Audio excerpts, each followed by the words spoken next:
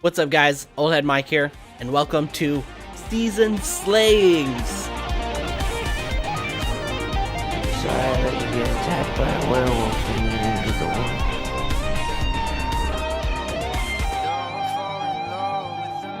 woods. Now that December's here and Christmas is right around the corner, I will be covering horror movies based around Christmas all month long, or at least with my track record of making promises, at least one or two. And in the Christmas spirit, I am wearing my He is Legend Christmas horror sweater here thing. Got a little tiny Krampus right there. And on the back, one of their song titles. But anyways, I was actually challenged to do this review by a fellow YouTuber buddy of mine. His channel is called Ghost Pirate Entertainment. You guys should definitely check him out. He does a bunch of horror movie reviews with kind of a focus on more of his favorites that are a little niche, a little smaller. So he always has some crazy recommendations. Please check him out. He deserves some support. I think his production is way better than mine. So please go check him out and let him know that I sent you. But anyway, so the movie I am challenged to do is A Christmas Horror Story. Yes, that's the name of it. Pretty basic name. About as basic as you could get. Christmas Horror Story. Yep. Cast-wise, it's not very star-studded. There are some notables here. Obviously, you got William Shatner. You know who he is. Don't even have to say that. Zoe de Grand Mason. Yes.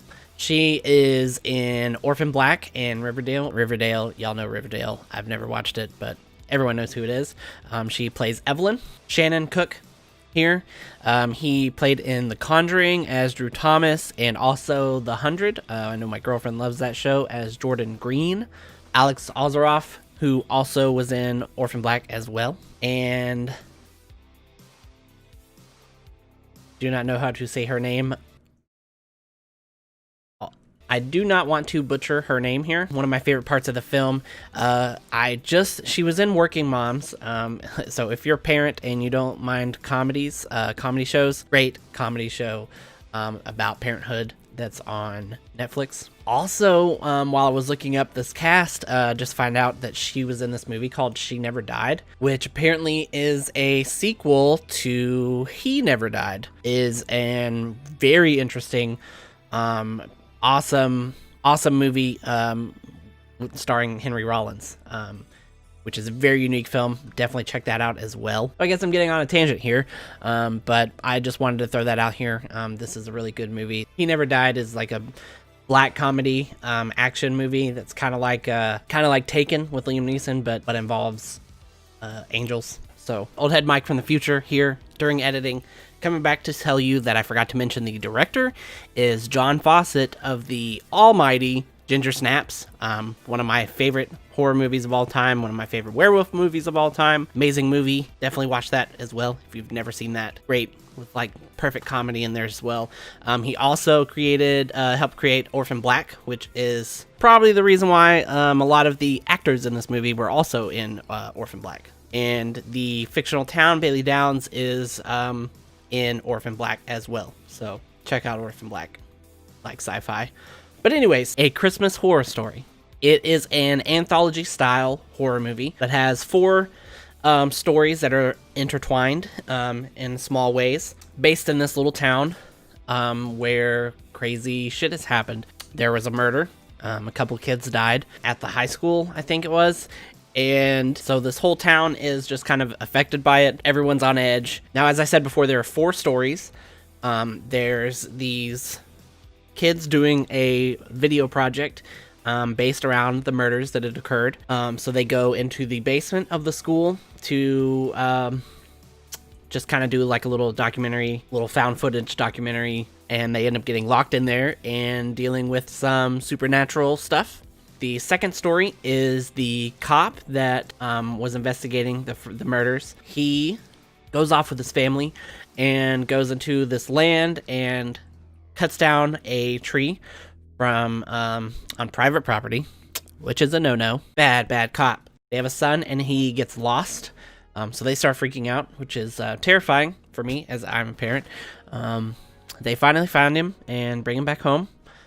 only to discover that something's not right with him. So very intense story there. The next story is this family who goes to visit this aunt to try to get some money from her to raise money for his the dad's little business thing that he's got going, and she denies him. The kid, one of their kids, is a little asshole and breaks a figurine while he's there, and it's a figurine of Krampus. And so the aunt starts freaking out and kicks him out, and they're driving. They crash and have to walk back to town, and they're walking through the woods. They get attacked by this creature, and they have to try to fight him off and run away. And try to get their way to safety. And then the fourth story is Santa and his elves. The elves start getting sick and slowly turning into The Walking Dead. So yes, zombie elves. Yes.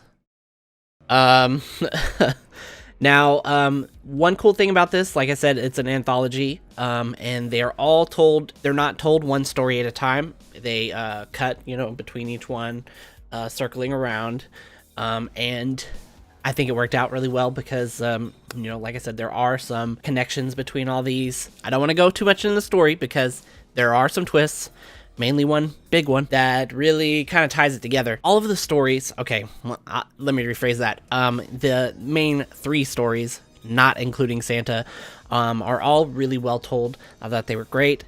Especially the one about the little kid who something's not right with him. I thought that could have been its own movie. Honestly, all of them probably could have been their own movie. So it was cool to see them all told at the same time. Now the Santa one was done, in my opinion, a little too campy. Kind of took away from the tone from the rest of them. There's lots of action. The fucking elves are and fucking fast, panning action shots, and it's just really, kind of, it just a totally different pace from the rest of the stories. But as I said, there is a twist at the end and totally changed my tune. The whole, like I said, throughout the whole movie, I was like, why are they, I get it. It's a Christmas story, they're going to show Santa and this crazy shit that's going on, but it's like, I want to get back to the others. But then the thing happens, and I'm like, oh, I think I literally said out loud, wow, this changes the game. It totally blew my mind and wrapped the story up as a whole and was executed really well. They really did it there, which made me, in turn, kind of think that one of the other stories was actually the weakest, which was the basement ghost story about the kids in the basement. But that's just me picking the weakest. I still think they all worked well together. I really enjoyed it. There were some good practical effects throughout most of the thing. There was only very few CGI effects. Lots of blood, lots of gore, but lots of tension. Again, the one with the kid that, something's wrong with him, perfect. I think that was a great story. I was sitting there, kind of like gripping my face, during all of his scenes. Really well done. Yeah, so this was a great Christmas horror movie. I don't think there's too many of them that are great. There's like Black Christmas and then like 3 remakes of that. You get Gremlins, which is always fantastic. I know there's Krampus, which y'all are going to cancel me for this. I know I have not actually seen that one. I've always wanted to. I just never had the chance. I know when I saw the trailer, I really wanted to see it. But and then, like 20 Krampus knockoffs that are out there as well. So anyways, I would give this I'd probably give this a good 8 out of 10. This really had some solid storytelling. They went into, there were several like little nuances of the characters that really told you their backstory without really having to go into it, so there wasn't too much like exposition. Really well done. I enjoyed it. Yeah. So thank you, Ghost Pirate Entertainment, for recommending this to me. So now everybody else, you should go watch this. It's on Shudder. Came out in 2015. Oh shit, how could I forget?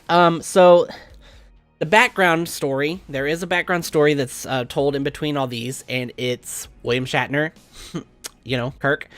He is a DJ, is kind of not narrating the story, but he's, just kind of narrating the town.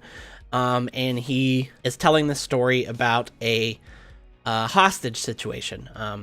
that was really interesting, and I was wondering where they were going to go with it, and they end up going there at the end, and it's totally worth it. And William Shatner actually did a pretty good job here. I know he's kind of a dick in real life, and if he sees this, I know he's going to block me on Twitter, because that's what he does. So please, guys, go check this movie out. It's a really fun time, is what it is. It's good, you know, you got your family, I don't know, maybe not your kids, but you got your friends, and you're sitting there with your hot chocolates, and it's cold outside, and you want to watch a horror movie.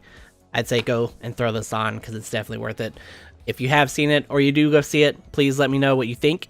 Also, let me know if you have any other favorite Christmas horror movies, and if I should review them for this month. But yeah, other than that, thanks for sticking around and listen to me ramble, and I really appreciate it. Definitely looking forward to this month and for this year to be fucking over.